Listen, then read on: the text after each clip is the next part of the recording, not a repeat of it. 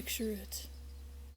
The remains of half a dozen reupholstered pews, a sewing machine, half a dozen trips to college and back, a YouTuber with way too much time on her hands but not enough time to actually put any effort into this video. What was left but to DIY?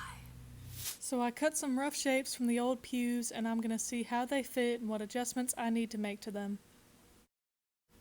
So I have this really long piece of foam that I'm going to measure to my window to see if it'll block out any sound. Now I'm just going to take it and measure it and see what I need to cut off. I don't know if I need to put it like here, but I put it kind of maybe there. I don't know, this is kind of a bust. Now if you look at my fridge, you can clearly see the water's really bad. So we're going to take another piece of foam, try and put it on one of the legs. See if that'll fix it. I don't know. I put a piece of foam under the legs and it basically shakes just as badly, so this really didn't work, but we're going to continue anyway. Did not start off strong, but this is a DIY I'm almost sure will work.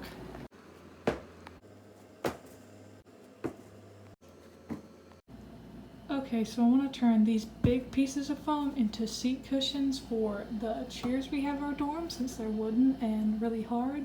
And as you can see, I've already roughly cut them, and now I'm just going to measure them to my chair and make some more adjustments. Okay, that fits almost perfectly. This one could probably be a little bit shorter.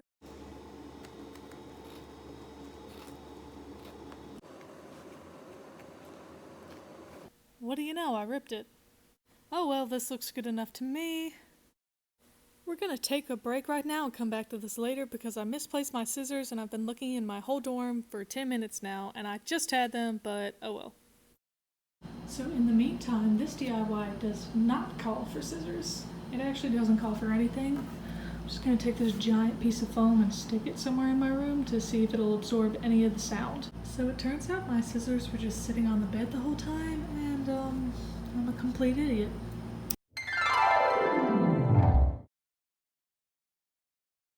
And just sewed a crude covering around it. I did not sew this shut just in case I wanted to take it off and wash it later. I had yards and yards of pew fabric that I wanted to use, and now I'm gonna see if I can make a scrunchie out of it. As you can see, the fabric is really coarse, so I don't think this is gonna be very comfortable. I just want to be able to tell everybody that I made a scrunchie out of an old pew. Stay tuned to see if my sewing machine dies from sewing all this coarse fabric.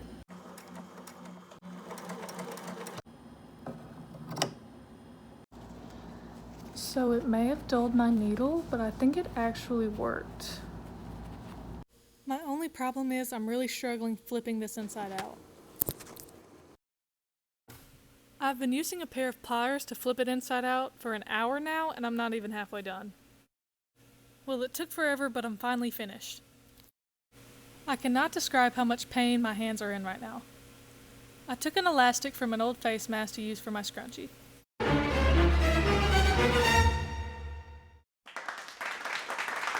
Just imagine all the people that have sat on this fabric that is now around my wrist. So I still have a ton more fabric, and I was thinking, you know, what can I make with this really rough fabric? And then it came to me. A hacky sack. Cut around the edges and flip it inside out. So I went home, and we don't have any rice to fill it with. I'm probably going to have to fill it up after this video is posted, but thank you for being with me on this train wreck of a video, and I hope to see you next week.